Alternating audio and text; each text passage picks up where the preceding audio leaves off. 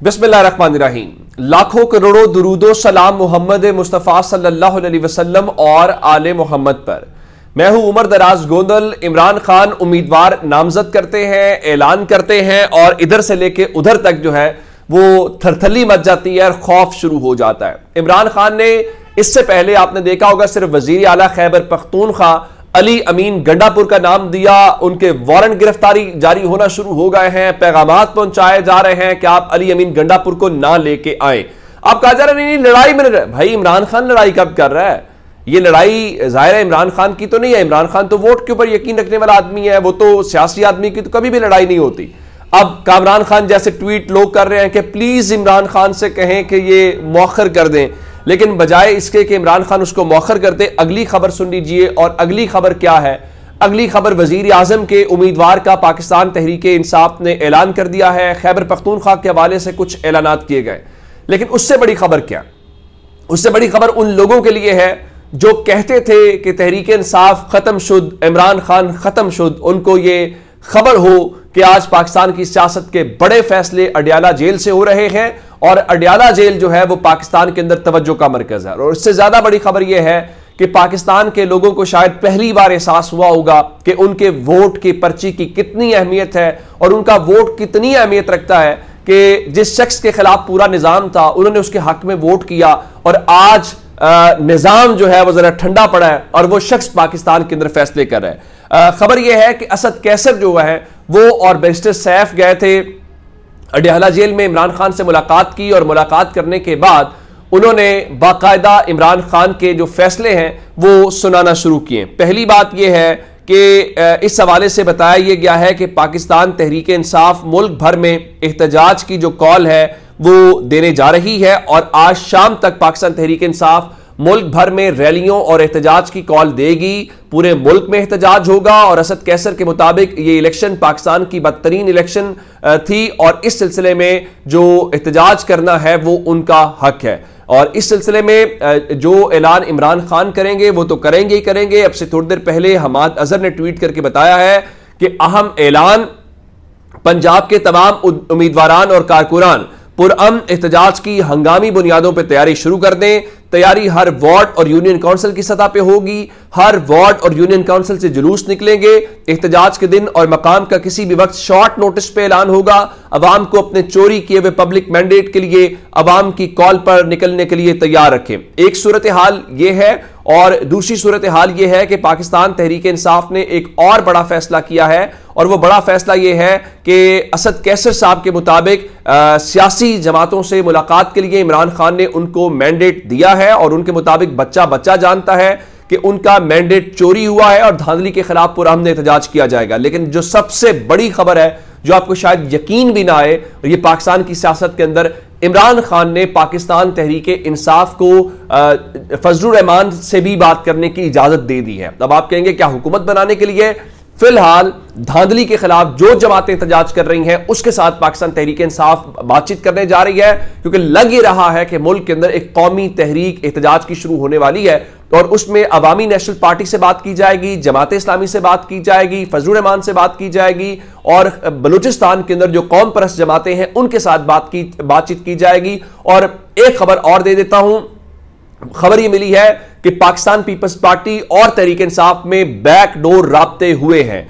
गो के शेर अफजल मरवत ने कहा था कि आसिफ जरदारी ने उनसे बात करने की कोशिश की है, लेकिन बाद में पीपल्स पार्टी ने फैसल करीम कुंडी ने इस बात की तरदीद की थी और कहा था जी शेर अफजल मरवत कोई संजीदा शख्स नहीं है, अगर हमने पीटीआई से बात करनी भी होगी तो किसी संजीदा शख्स से बात करेंगे। तो अभी इस सिलसिले में जो असद कैसर है उन्होंने बताया कि वो यहां से फ्री होते ही इन तमाम लोगों से मुलाकात करने जाएंगे। अब आते हैं इस बात के ऊपर कि कौन वजीर आजम का उम्मीदवार है।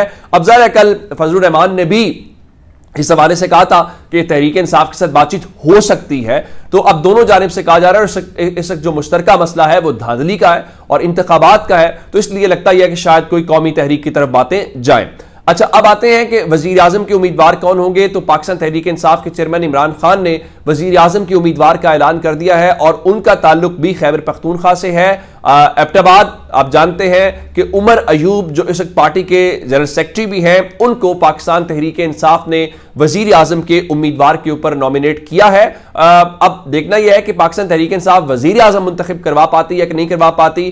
उमर अयूब जो है वो उनका गो के ताल्लुक तो बड़ा पुराना मिलिट्री इस्टेब्लिशमेंट के साथ है। उस पुराने ताल्लुक से मुराद ये है कि उनके जो दादा हैं जो जनरल अयूब थे, वो आप जानते हैं कि पाकिस्तान में मार्शल लॉ लगाने वाले शख्स थे, जो पहला मार्शल लॉ था। लेकिन जहां तक उमर अयूब की बात है तो उमर अयूब ने इस मुश्किल वक्त में पाकिस्तान तहरीक इंसाफ के साथ खड़े रहे हैं। इवन जो उनकी तस्वीरें थी, जो उनकी कमर के ऊपर वो तशद्दुद के निशानात थे, वो अपनी जगह के ऊपर है। लेकिन ये बात दुरुस्त है कि उनका माजी जो भी हो, उनका ताल्लुक जिस भी खानदान से हो, उन्होंने पाकिस्तान तहरीक इंसाफ से वफादारी निभाई है। उन्होंने तहरीक इंसाफ नहीं छोड़ी, उन्होंने कोई प्रेस कॉन्फ्रेंस नहीं की। तो अब इस सिलसिले में बाकायदा ऐलान कर दिया गया है। अगली खबर सुन लीजिए कि सिर्फ यहां तक नहीं है, बल्कि खैबर पख्तूनख्वा के अंदर जो असद कैसर के भाई आकिबुल्ला हैं सवाबी से, उनको खैबर पख्तूनख्वा के अंदर स्पीकर खैबर पख्तूनख्वा असेंबली के तौर के ऊपर नामजद कर दिया गया है। ये अहम आज पाकिस्तान तहरीक इंसाफ ने जो फैसले हैं ये वहां से किए हैं। अब देखना यह है कि कहा जा रहा है जी हम तहरीक इंसाफ के लोगों की गिरफ्तारियां करेंगे जी, फलां करेंगे। पाकिस्तान तहरीक इंसाफ ने वाजे कर दिया है कि हम इस्तीफे असेंबलियों से नहीं देंगे, हम कानूनी जंग जरूर लड़ेंगे और इस वक्त अवाम से भी रुजू किया जाएगा। अब एक खबर अच्छी तहरीक इंसाफ के लिए और है। लाहौर का हल्का NA 128 जहां पे ओन चौधरी कामयाब हुए थे और पाकिस्तान तहरीक इंसाफ बार बार कह रही है कि वहां पे सलमान अकरम राजा फॉर्म 45 के मुताबिक जीत चुके हैं। तो आज आपको मैंने सुबह सवेरे बताया था कि इस्लामाबाद हाई कोर्ट में समाअत हुई थी और DG लॉ को जज सामिर फारूक कह रहे थे कि आपसे यकीनन मशवरा नहीं किया गया होगा। जब ये नोटिफिकेशन जारी होगा तो उन्होंने कहा था कि मैं दोबारा से रुजू करता हूं इलेक्शन कमीशन से, फिर आपको बताता हूं। तो चीफ जस्टिस ने कहा था कि 2 बजे रख लेते हैं। अब अगली खबर सुन लीजिए कि इलेक्शन कमीशन ने ओन चौधरी की जो जीत का नोटिफिकेशन है वो वापस ले लिया है। तो अब अमली तौर पे देखा जाए तो अभी तक उनको जीत नहीं मिली।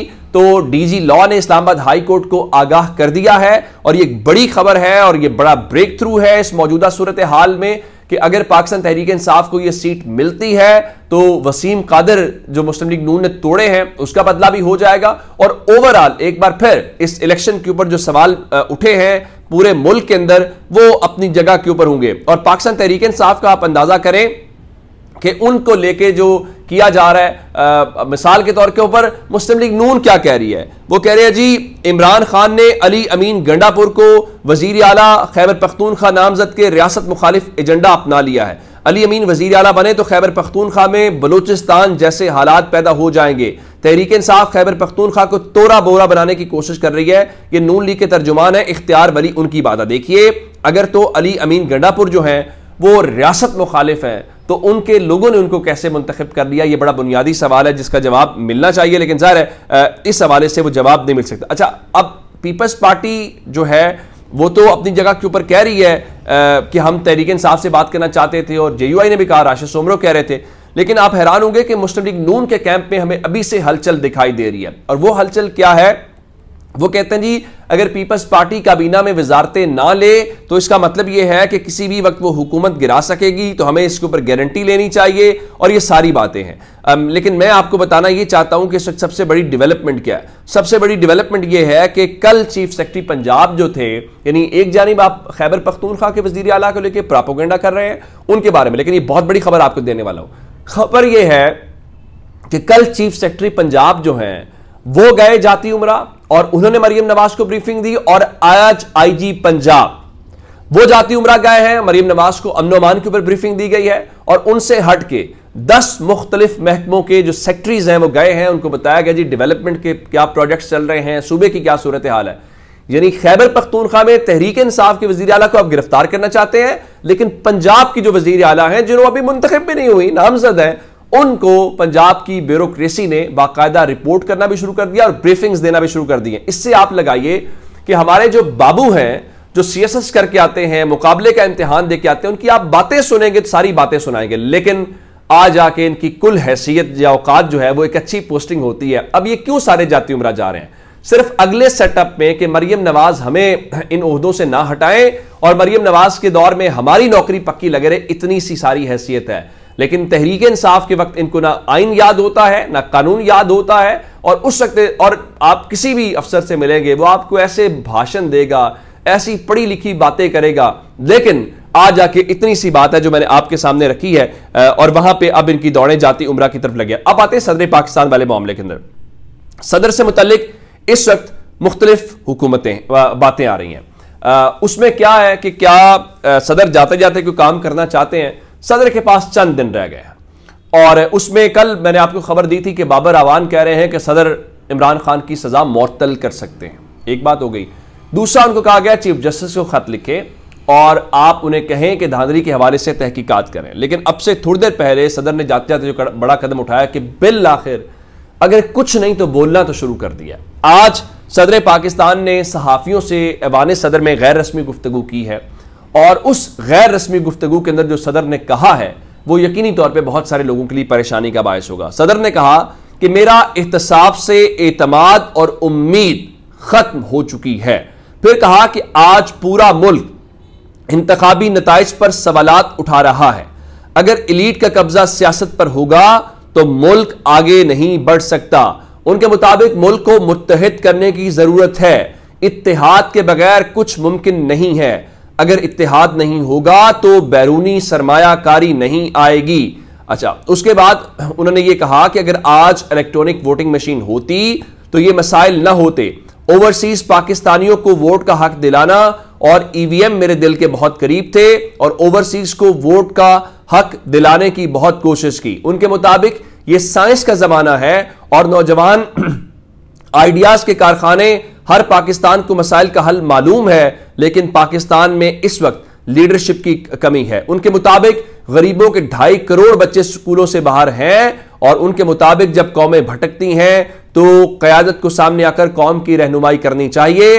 पुरानी बातें छोड़ें, आगे की तरफ बढ़ें, लेकिन यह सूरत हाल दिखाई नहीं देती। दूसरी तरफ ख्वाजा साद रफीक जो हार गए लाहौर से, उन्होंने एक नई तजवीज़ दी है। उनके मुताबिक कौमी असम्बली में तमाम जमातों के ऊपर मुश्तमिल मखसूस मुद्दत के लिए एक कौमी हुकूमत बनाई जानी चाहिए और वही मसाइल से निकाल सकती है। और मेरे ख्याल से कौमी हुकूमत मसाइल का हल नहीं है। इस वक्त एक ही मसले का हल है और वो क्या है? वो ये है कि आप आपस में बात या हुकूमतें ना बनाएं, जो लोगों का मैंडेट है उसको मैंडेट को तस्लीम करें और उसके मुताबिक हुकूमत बननी चाहिए ताकि लोग उनका खुद से एहतसाब कर सकें। अपना बहुत सारा ख्याल रखिएगा। खुदा हाफिज।